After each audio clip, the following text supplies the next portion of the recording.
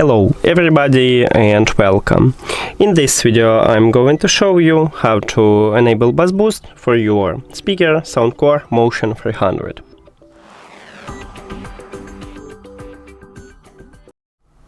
You have to start by open SOUNDCORE application, and if you add your speaker to the application you will see it at the device list. Now tap on it.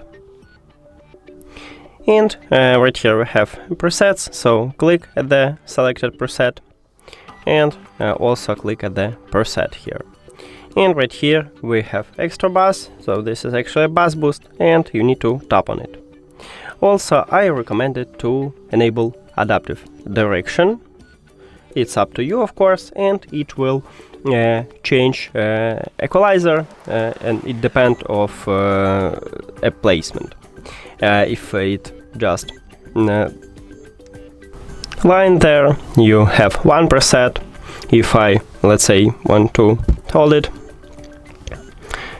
just adding, and as you can see it change, and it's the same. As you can see also it changing, so at least try it. You can disable it if you don't need it. And that's it. Thank you for watching this video. If you found it helpful, please consider subscribing to the channel and leave the like on the video. See you later!